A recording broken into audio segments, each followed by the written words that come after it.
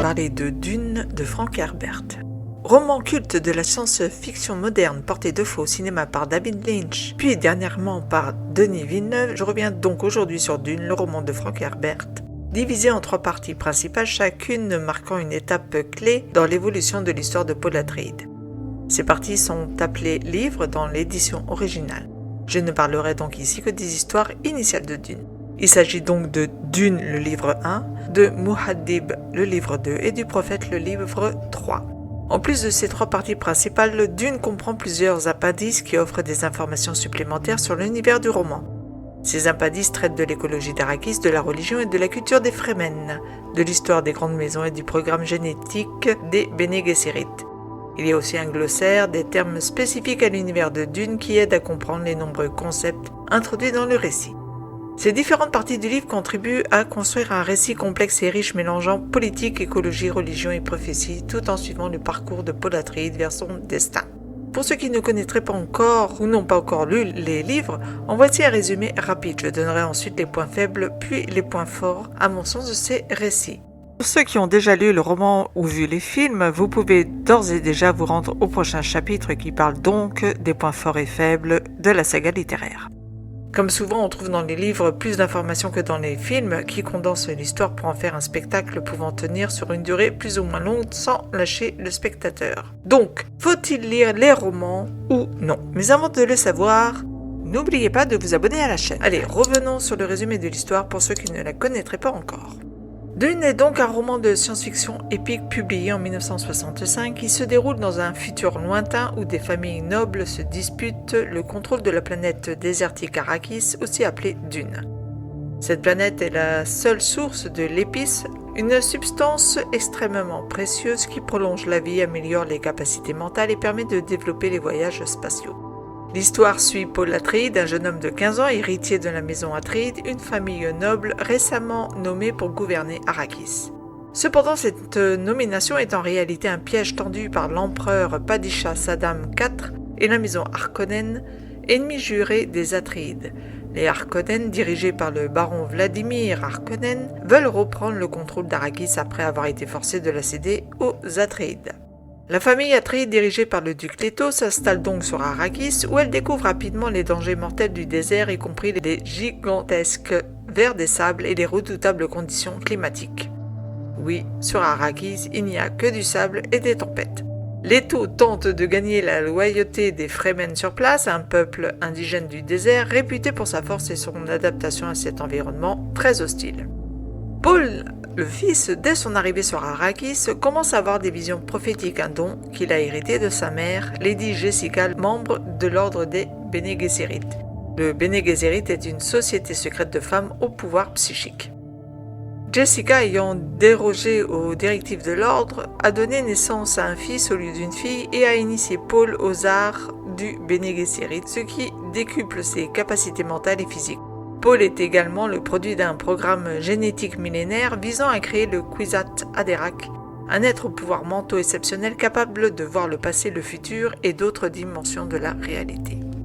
Le complot contre les Atreides va atteindre son paroxysme lorsque les Harkonnen, avec l'aide des Sardaukar, les forces d'élite de l'empereur, vont attaquer et détruire la forteresse des Atreides sur Dune. Le duc Leto trahi et tué, mais Paul et Jessica parviennent à s'échapper dans le désert.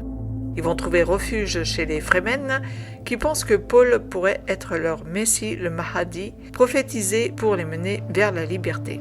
Au sein des Fremen, Paul adopte le nom de Muad'Dib et commence à mener une guérilla contre les Harkonnen et l'Empire. Ses visions vont alors s'intensifier, lui révélant un destin où il mènera une croisade interstellaire.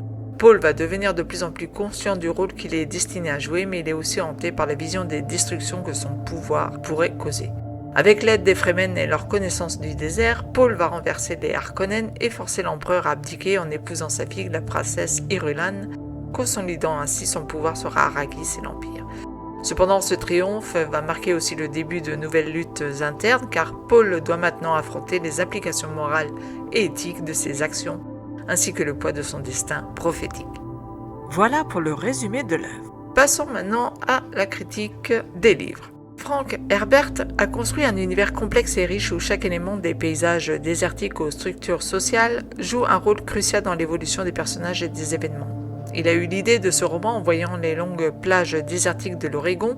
Oui, à l'époque, il était jeune journaliste et devait rédiger un papier sur l'utilisation des herbes économes en eau pour stabiliser les dunes qui avançaient dans les terres en raison des vents forts de l'océan Pacifique.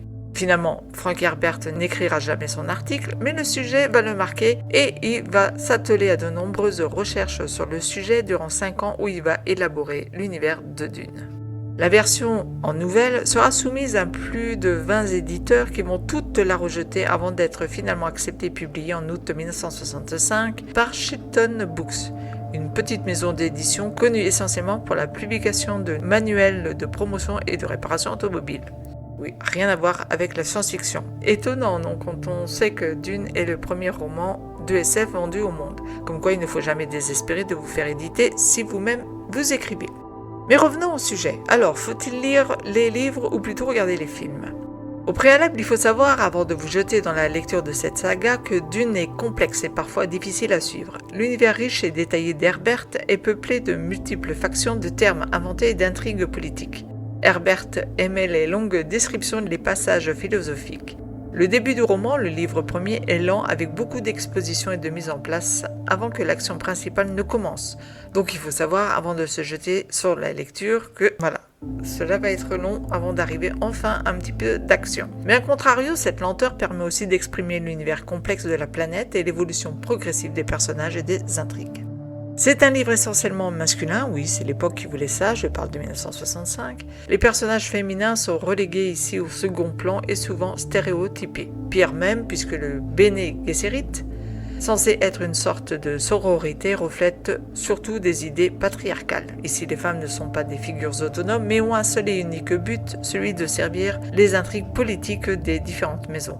Cela étant dit, certains personnages sont néanmoins forts puisqu'ils influencent les événements majeurs de la saga. Le style d'écriture de Frank Herbert est lui aussi assez lourd, avec en plus des longues descriptions dont j'ai parlé, de nombreux instants de dialogues intérieurs et de passages introspectifs qui vont ralentir le rythme. C'est ce qui permet à l'auteur d'expliquer et d'explorer plus profondément les thèmes notamment de la religion, mais aussi de l'écologie, qui tiennent ici une grande place, de même que la politique. Il y a de longs moments qui mettent l'accent sur la gestion de l'écosystème d'Arrakis notamment. Concernant la religion, le thème principal tourne donc autour de Paul le Messie. Tantôt on a l'impression de voir une dénonciation du fanatisme religieux, tantôt une glorification du messianisme. Cela sert complètement le roman et il faut le voir comme tel. Mais il est vrai que cela peut être dérangeant pour certains car la religion ici a une grande importance. D'ailleurs, pour sa religion, Frank Herbert s'est inspiré de différents termes que l'on retrouve principalement dans l'islam, mais aussi dans la Kabbale. L'idée du Messie qui est attendue fait d'ailleurs écho à ces dites religions. Herbert s'est inspiré pour cela principalement du soufisme et des combats des soufis, les mystiques de l'islam, contre le colonialisme européen au XIXe siècle. Les couleurs chaudes, les habits des Fremen ne sont d'ailleurs pas sans rappeler les Touaregs et les Bédouins qui, là aussi, ont inspiré fortement Herbert. C'est donc tout un contexte de culture orientale qui est amené ici à servir le récit de l'auteur. En résumé, Dune est une œuvre complexe qui amène certains à l'encenser quand d'autres la trouveront pompeuse. C'est en tout cas un chef-d'œuvre de création récompensé d'ailleurs par 2 grands prix que sont les prix Hugo et Nebula. Voilà, vous savez l'essentiel, je ne donnerai pas aujourd'hui de notes à ce roman puisqu'il s'agit ici d'une saga et je préfère vous laisser découvrir ou pas cette même saga. Voilà, vous savez en tout cas l'essentiel pour vous lancer ou non dans la lecture de ces romans et je dirais à ceux qui n'ont pas encore lu, tentez l'aventure et voyez par vous-même si cela vous inspire ou non. Sinon, les films de Denis Villeneuve sont une représentation très qualitative de l'adaptation des premiers livres. Pour ceux qui aiment cette saga et cet univers, rendez-vous donc avec la série Bene Gesserit ou Dune Prophétie qui devrait sortir pour l'automne 2024 et ensuite le 3e volet au cinéma pour 2027. En attendant tout cela, plongez-vous au cœur d'Arrakis. N'oubliez pas de vous abonner, de partager, de me donner votre avis sur Dune, le livre ou le film, même la série, pourquoi pas. Et moi, je vous souhaite un bon dimanche et je vous dis à très bientôt pour une nouvelle vidéo sur détourdunlivre.com. un écran devant moi, l'histoire se déroule, je plonge dans les mots, les pages qui s'écoulent. Vidéo en cours, critique et récit, une chaîne enchantée, la vie bien choisie. Autour d'un livre, critiques qui font rêver, portraits d'écrivains, des histoires à partager.